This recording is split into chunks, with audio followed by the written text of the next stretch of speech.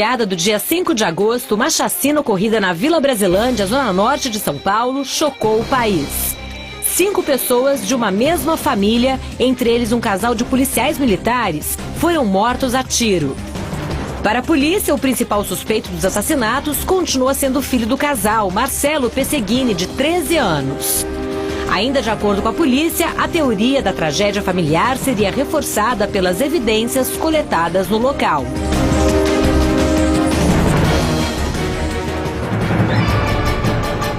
Hoje nós abrimos o Revista da Cidade mais uma vez com as imagens do caso da família Pesseguini. E para a gente conversar sobre toda a investigação e mais esclarecimentos, nós estamos recebendo o doutor Eduardo Leite, que é vitimólogo e criminólogo. Muito obrigada pela sua participação mais uma vez aqui no Revista da Cidade, doutor. Bom dia, Maria. Bom dia.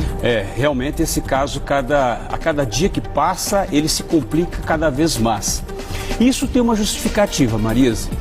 Primeiro que as investigações, ou seja, os laudos periciais no Brasil e investigações são muito precários ainda. Nós temos laudos que são realizados que efetivamente em outros países já foram abortados, já foram, na verdade, extintos do processo. Eu vou te dar um exemplo, a questão do exame residográfico.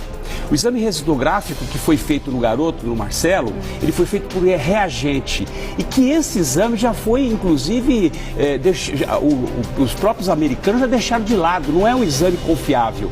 Ele devia ter sido feito um exame por varredura. É um exame que se extrai um pedaço da pele e ali vai se verificar quais são os conteúdos que foram encontrados, se eventualmente se encontra algum resíduo de pólvora. Então, isso não foi feito. Então, já percebe-se que efetivamente o laudo é feito de forma precária. Você acha que falta realmente uma atualização desses meios de exames técnicos? Isso sem dúvida nenhuma. Nós temos se queixado dessa questão há muitos anos, já há décadas que nós temos realmente reclamado da forma dos procedimentos. Um outro problema também é o exame de necrópsia ou necropsia, que é o médico legal que faz, ou seja, o legista que faz aquele exame. E esse exame também ele é muito precário. Por quê? Porque na verdade se faz um exame de uma forma muito superficial, Ou seja, são exames que são as pegadas da cronologia de um crime. Então eu vejo, inclusive, por exemplo, um caso como esse, como é que deveria ser feita a investigação? Primeiro, traçar todo o perfil das vítimas e traçar o perfil da família, Ou seja, só buscando informações nesse sentido através das testemunhas. E os exames, depois que os exames periciais estivessem prontos, aí sim você entra no mérito, ou seja, entra na cronologia dos fatos, como ocorreu. Aí você pega a testemunha, faz um depoimento, ou seja, colhe um depoimento preenchendo as lacunas dos laudos. Então o que acontece? Hoje não, hoje se tenta montar um quebra-cabeça, se tenta se montar a cronologia do crime com as testemunhas, que é a pior das provas. Nós sabemos que a prova testemunhal é realmente muito frágil, é aquela que pensa que viu, mas não viu nada, e de repente ela vai para o imaginário. Esse é o maior problema em relação às provas testemunhais. Você não acha que as conclusões foram um pouco precipitadas?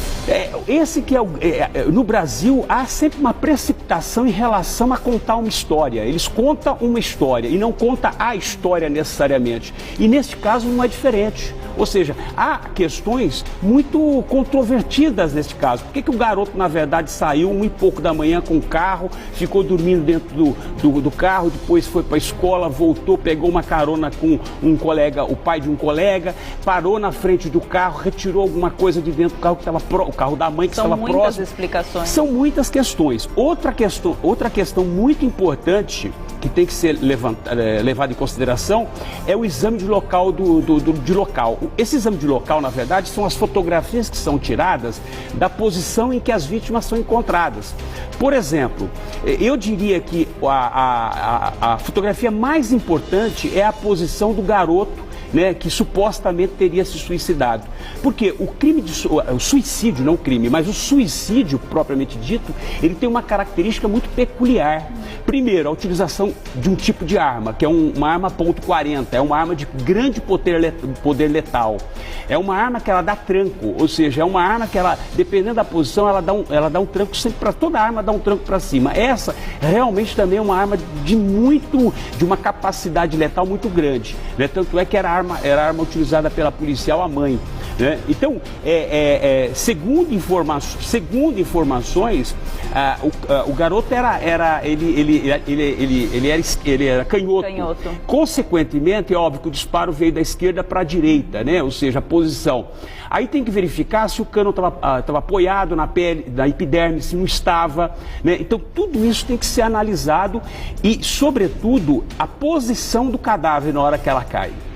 E um detalhe muito importante nessa questão, todos os disparos foram de execução, um único disparo na cabeça de todas as vítimas. Então isso realmente nos leva a acreditar que foi coisa de profissional. Então, consequentemente, tudo isso tem que ser realmente esclarecido, tem que se montar uma cronologia de forma plena, né? Ou seja, seguir passo a passo o que aconteceu, o que é muito difícil. Se o local do crime foi revirado, se foi mexido.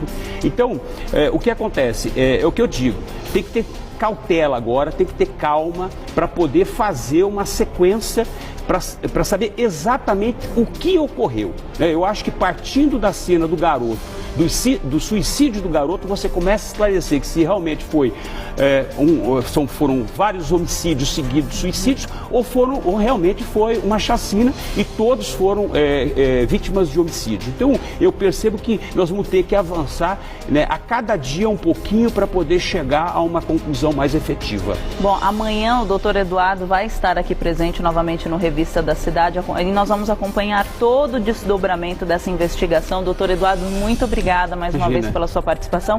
Passar seu contato, que é 500 Melhores Júris, é isso? Exato. 500 Melhores Júris, está lá no Facebook, quem quiser entrar em contato. Obrigada. Tenha um bom dia. Até amanhã. Muito obrigada pelos esclarecimentos.